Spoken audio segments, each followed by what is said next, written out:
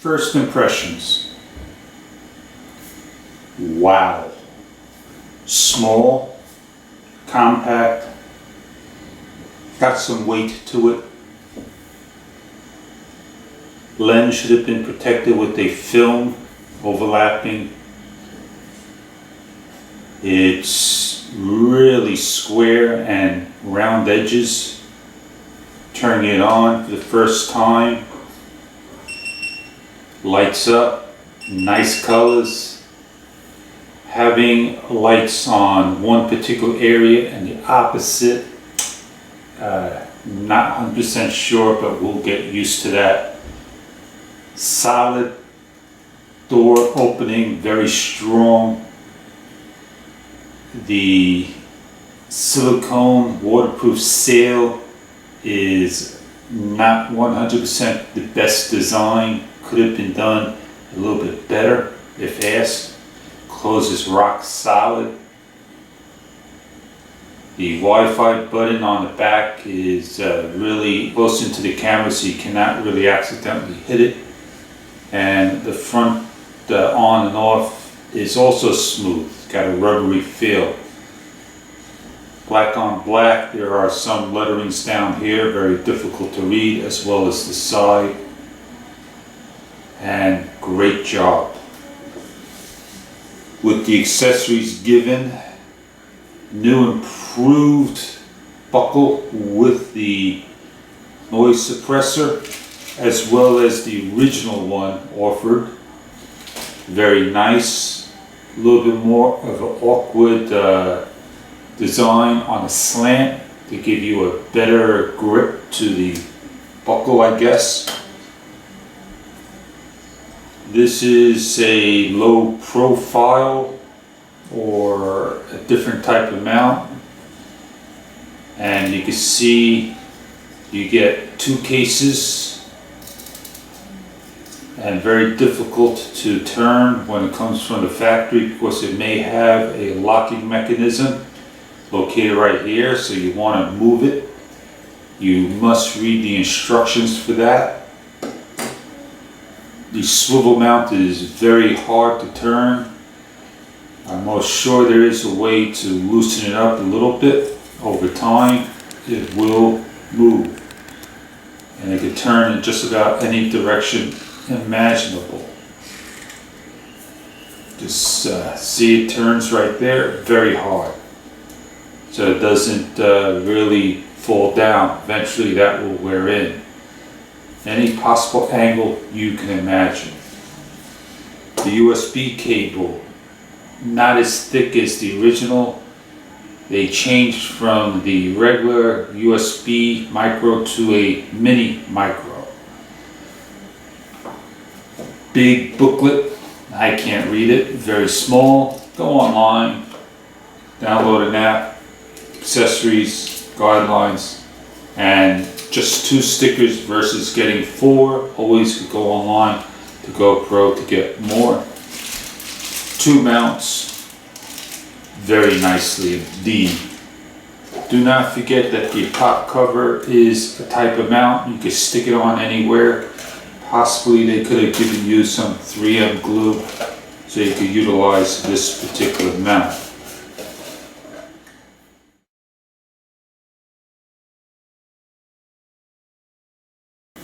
I will be comparing the GoPro Hero 4 Session to the Polaroid POLCP, which is the Q Plus, and this will definitely be compared to the POLC3, but the POLCP is the one that will be compared in the near future. It'll give you the identical comparisons because the Polaroid Q Plus now has Wi-Fi. The Session has Wi-Fi. Improvements to the camera. The very one thing I can see is that one side has the door and the other one does not, but there's a cutout. If they had a second door here where we could have stored our micro SD cards, that would have been something awesome. There was enough room to put a brass tripod, 1/4 20-inch thread on the bottom, and that would have been probably the two improvements I see at this given time for the Aero Force session.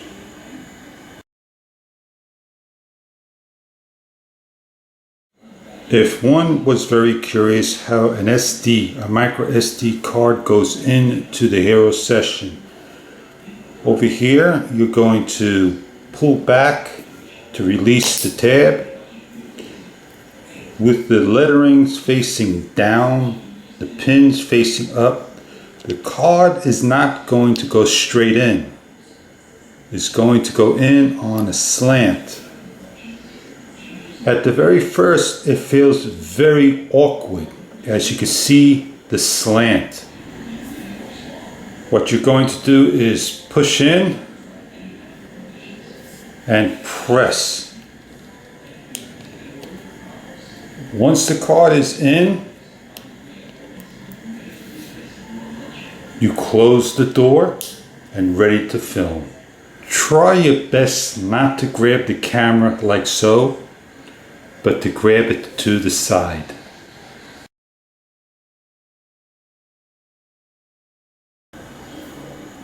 Just like going to a car dealer, Honda, looking at a model, a CRV, seeing the 3 to 4 different types, the LX, the EX, the EXL, and possibly one more model. There are 3 types of cars for that model. We can say the same thing for the Hero Basic. We have the Basic and the LCD Plus. One model, 2 types.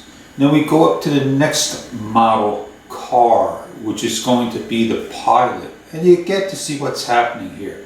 And the next model will be the Hero Force Session, but there are no other types to get. It is the only generation of the Session at this time until the future sessions come out. And we have better features and functions to the camera.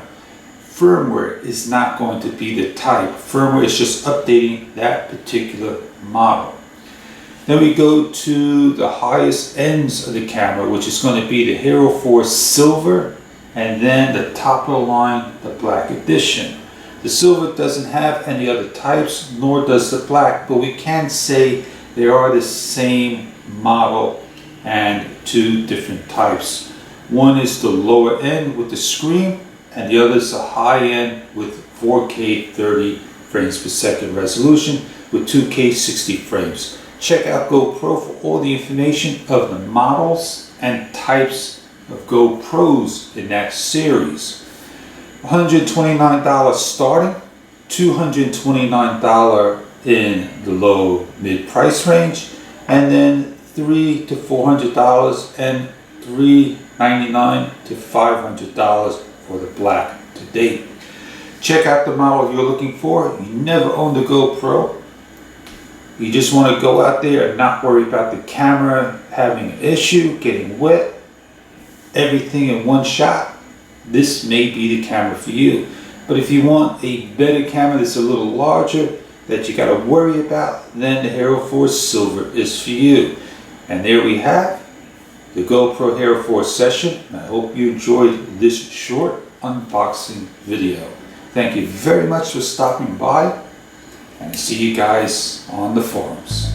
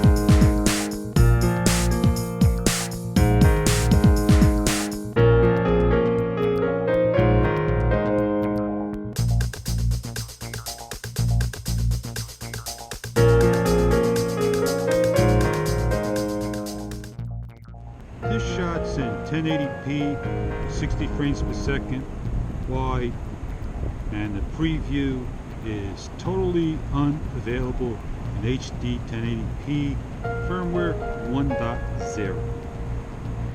With everything set with Pro Tunes to the maximum 1600, sharpness on, same exact thing, cannot see preview. As we drop the 60 frames per second down to 30, we now see a live view through the app.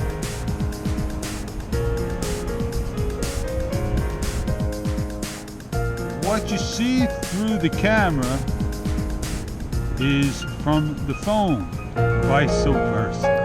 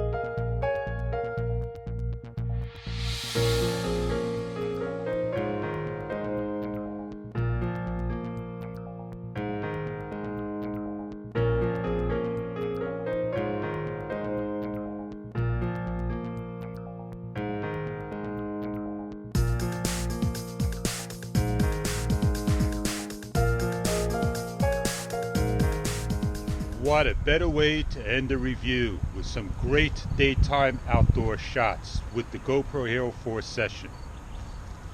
Now, first impressions right out of the box, wow.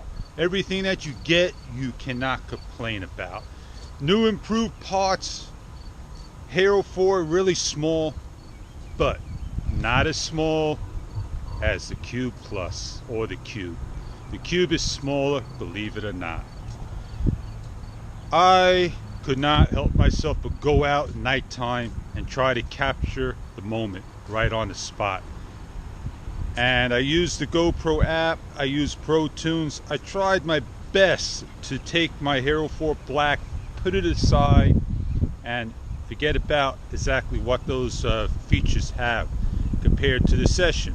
And comparing those two, the Session is very basic, limited, and restricted.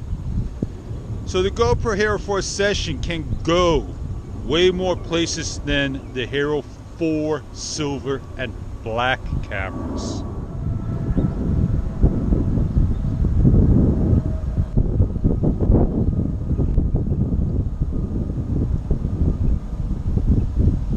And that is something very interesting. Put this on a bike, a motorcycle, a car, you name it, anywhere you want, and you'll get your shot.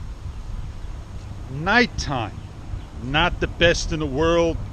Unsure if firmware 1.0, which is what I shot with, having to now update to 1.5 to see if the low level shot, as it starts and adjusts to the correct video quality and resolution and settings. Could that be the camera? Nobody knows. With additional features and functions of the camera, I don't have a lot of field of view. And to do the field of view is something that I need to capture in the distance, like you just seen that airplane fly, and when I was looking at the skyline. Not good if you're going to have something at that great of a distance. A lot of things close up. So the wow factor is there. The Cube is smaller. The quality at nighttime is good, fair. If there's light on the subject, you're going to get excellent shots. No complaints about that. Daytime shots, I have no clue what it looks like. But if you never owned a GoPro, it's going to be a tough decision for you which one to get. If you're looking for something that you want to travel, capture your moments, enjoy everyday life, and you don't go in the water, then I would definitely say get the Hero 4 Silver Edition. That's probably the best solution and choice you have. You have Pro Tunes, you have all the field of view, you're not restricted to the controls of the session. You do have the one capture start and stop feature, which is excellent on this camera, and that I love. Something I may just do to the Hero 4 Black that I own, set it up. I am satisfied, I am happy, but I do need to update to firmware 1.50 and see if some of the issues are resolved. Nobody's going to know. We're going to have to see if they're going to be a corrected video at nighttime. Yeah, I could go a lot faster. I don't want to. Anyway, I hope you guys enjoyed this very long, extensive review. Just remember a number of things. The Hero 4 session has lag in Wi-Fi. It is not as fast as the Hero 4. It is not as slow as the 3 Plus. It has poor quality in video at the start for the nighttime. I cannot comment on right now, but I'm most sure it's going to have a perfect video for daytime, pick up all the noise and all that good stuff. And I hope you enjoyed this clip, that you could please rate, comment, show some love, show some support. You guys have a great day. Thank you very much for stopping by on the quick unboxing review first impressions.